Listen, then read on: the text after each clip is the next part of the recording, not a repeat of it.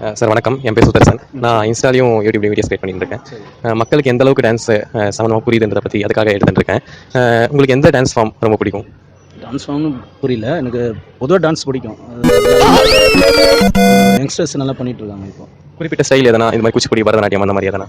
அது எனக்கு தெரியல, பட் ஆனால் நல்லா பண்ணுறாங்க. இப்போ எல்லாரும் இன்ட்ரெஸ்ட்டாக இருக்காங்க. அதில் வந்து இப்போ நான் என்ன உங்களை சொல்றது, எல்லாரும் என்கரேஜ் பண்ணுறாங்க. டிவி சேனல்லையும் சரி, எல்லாத்துலேயுமே எல்லாருக்குமே சான்ஸ் கிடைக்குது. டேலண்ட் இருக்கிறவங்க பண்ணலாம்.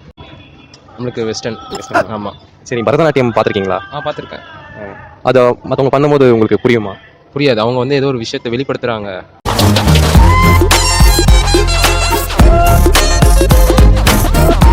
உங்களுக்கு ரொம்ப பிடிக்கும்? பரதநாட்டியம் ரொம்ப பிடிக்கும். பரதநாட்டியம் கச்சேரிகள் சவாலை போய் பார்த்துருக்கீங்களா? பார்த்துருக்கேன்.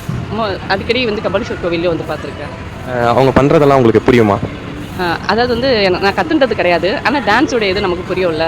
எனக்கு சாமி கும்பிட்றதே நடராஜர் அந்த பேஸ் தான். நாங்கள் ட்ரெடிஷனல் கோவிலுக்குலாம் வருவோம். ஸோ சாமிலாம் கும்பிட்றதுனால அந்த டான்ஸ் பற்றி புரியும். பார்க்கறதுக்கு ரொம்ப நல்லாயிருக்கும். மனசு ரிலாக்ஸாக இருக்க மாதிரி இருக்கும் டான்ஸ் பார்க்கும்போது. பரதநாட்டியம் வந்து ஒரு எப்படி சொல்கிறது, பழைய காலத்துலேருந்து பண்ணுறது. அது டான்ஸுன்றது ஒரு விஷயத்தை நம்ம சொல்கிறது தான். மக்களுக்கு வந்து கண்களால் வெளிப்படுத்துகிற ஒரு விஷயம் தான் டான்ஸு. அதனால் பரதநாட்டியத்தில் எவ்வளோ விஷயம் இருக்குது வந்து நம்ம வெளிப்படுத்துமோ அவங்க ஒரு கருத்தை தான் வெளிப்படுத்துவாங்களே தவிர அது உள்நோக்கம் அதிகமாக இருக்கும். அதனால் மற்றவங்க பார்க்குறவங்களுக்கு அது தெரியாது. புரியுமா மற்றவங்க பண்ணுறது? அது தெரியல, பட் ஆனால் பிடிக்கும். நல்லா இருக்கும். கஷ்டமான ஒரு விஷயம் அது. அது எப்படி சொல்கிறது, அது மட்டும் டான்ஸ் மட்டும் பண்ணுறது இல்லை, அது அந்த உடல் ரீதியாக அந்த மனசு ரீதியாக இது பண்ணால் தான் அது வரும் நல்லா. நான் ஒரு சில கடவுள் போஸ் பார்க்குறேன். உங்களால் கண்டுபிடிக்க முடியுதா பார்க்குறீங்களா? சரி. கம்பீரம். கடவுளை பற்றி ஒரு போஸ்.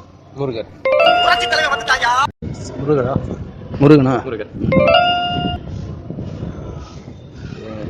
சிவனா? ராமர் இல்லையா? அர்ஜுனன். கையில் வேலு. கையில் வேலு. முருகர். பெண் தெய்வம்.